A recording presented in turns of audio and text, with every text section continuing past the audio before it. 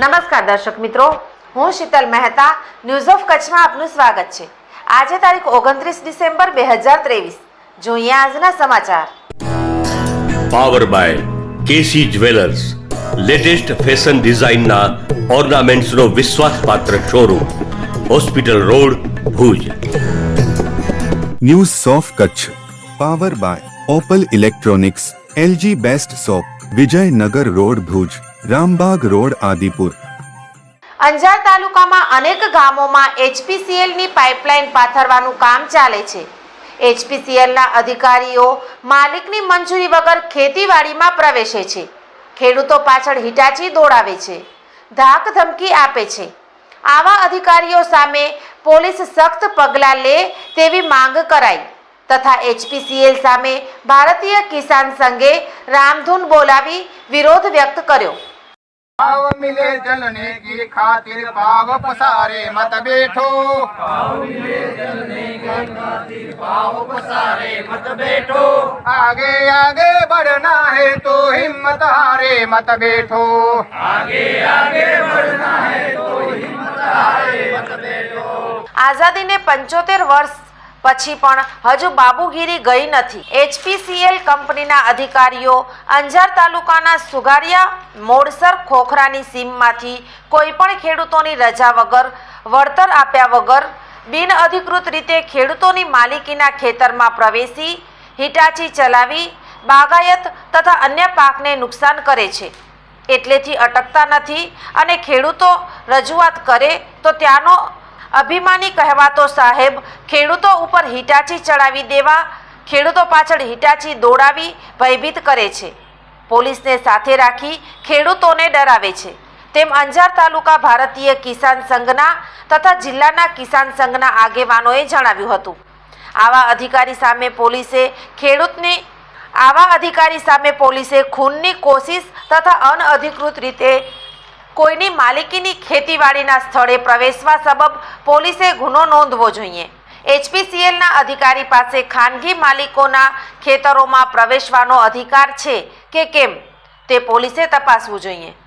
HPCL કંપનીના લોકો સાથેની પોલીસે અનઅધિકૃત કામગીરી માટે સ્વરક્ષણ આપવું જોઈએ નહીં અને એસપી પૂર્વ કચ્છે સમગ્ર બાબતે પોલીસની એચપીસીએલ માટેની ભૂમિકા તપાસવી જોઈએ તેવી માંગ ઉઠી છે। ખેડૂતોએ એચપીસીએલ કંપનીના વિરોધમાં ધરણા કરી રામધૂન બોલાવી હતી।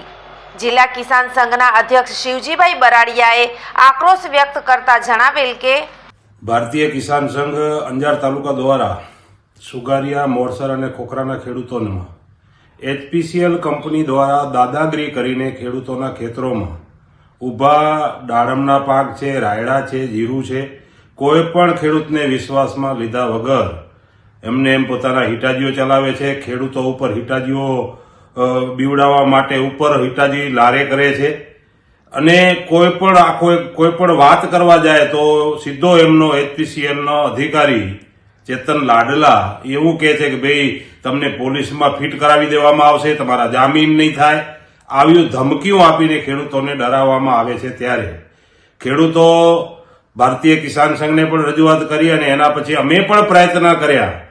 છેલ્લા 3 દિવસથી સતત પ્રયત્ન કરવા છતાંય કંપનીની જે દાદાગીરી છે એ રટની પટ નથી થતી। આખા દાડમો અને પાકનો હોથ વારી નાખ્યો છે, કોઈ જાતનું વળતર નક્કી નથી। કાયદામાં પ્રોવિઝન છે કે વિશ્વાસમાં લીધા, સુપ્રીમ કોર્ટની ગાઈડલાઈન છે કે ખેડૂતને વિશ્વાસમાં લીધા વગર ખેડૂતના ખેતરમાં ગળી શકાય નહીં। આ તો એક ખેડૂતો આતંકવાદી હોય આવું કંપની વર્તન કરી રહી છે। એમના દાડમના 25 કિલો અંદર માલ છે, એમને દાડમના આખો ખેતરોનો હોથ વારી નાખ્યો છે। એટલે અમારી આપના માધ્યમથી તંત્ર અને સરકારને હું કહેવા માંગુ છું કે તાત્કાલિક ધોરણે આવી કંપનીઓ પર બેન્ડ મારવું જોઈએ। આવી કંપનીઓને છૂટ આપીને ખેડૂતોને જે ડરાવવાનું કામ કરે છે, આ ભારતીય કિસાન સંઘ હંમેશા રાષ્ટ્ર વિચારધારા સાથે જોડાયેલું સંગઠન છે। અમે રાષ્ટ્રને હંમેશા પહેલું પ્રાધાન્ય આપ્યું છે, પણ રાષ્ટ્રના કામમાં મને એમ લાગે છે કે અમે અધિકારીઓ સાથે મળીને આનામાં રોડા નાખવાનું કામ કરે છે। ખેડૂતોને પૂરતું વળતર મળે, ખેડૂતો કામ કરવાની ક્યાંય ના નથી પાડતી। ખેડૂતોની વળતરની જે માંગણી છે એ પણ એકદમ વ્યાજબી માંગણી છે। એટલે આવી ખોટી કંપનીઓ દાદાગીરી કરી અને ખેડૂતોને ડરાવવાનું કામ કરે છે।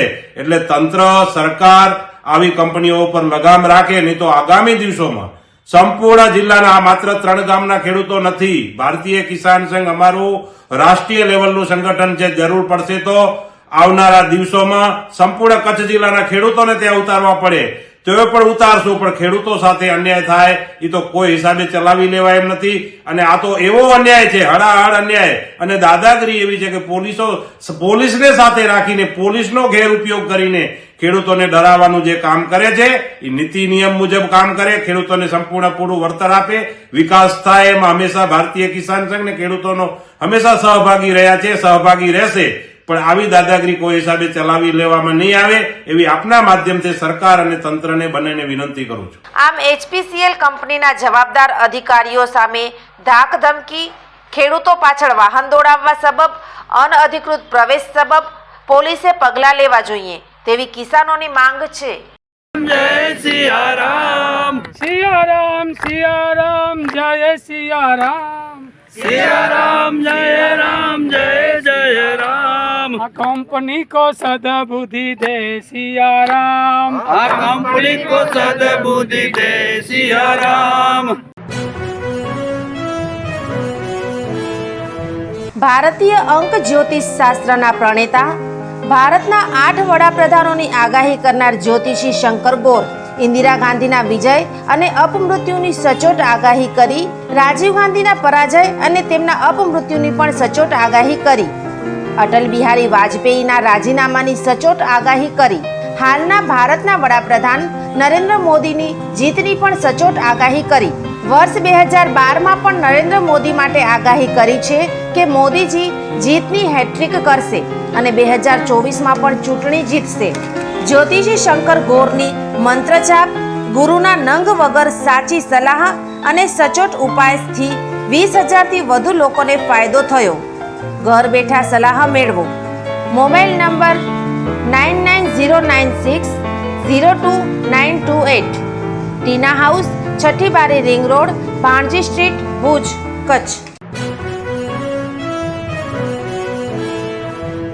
लोनावाला हिल स्टेशन मध्य श्री कच्छी जैन गुर्जर समाज माटुंगा पाखाड़ी ट्रस्ट द्वारा संचालित नानालाल स्वरूपचंद खंडोर सेनेटोरियम, જ્યાં છે પ્રદૂષણ મુક્ત વાતાવરણ, નૈસર્ગિક શાંતિ. સેનેટોરિયમમાં 4, 10, 15 વ્યક્તિઓની નિવાસ વ્યવસ્થા, અદ્યતન રૂમો, એસી, વાઈફાઈ, ટીવીની સુવિધા, શુદ્ધ અને સાત્વિક ભોજન, બાગ બગીચા, બાળકો માટે રમવાના સાધનો, લાઇબ્રેરીથી સજ્જ. આપની એક વખતની મુલાકાતને અવિસ્મરણીય બનાવો. ઓનલાઈન બુકિંગ માટે લોનાવાલા 807070155571. મુંબઈથી બુકિંગ કરાવવા 8104362390. લોનાવાલામાં 28/113 ન્યૂ તુંગારલી લખાની પાર્ક પાછળ ઇન્દિરાનગરમાં આવેલ સંકુલની મુલાકાત લ્યો અને આરામદાયક પળોને માણો.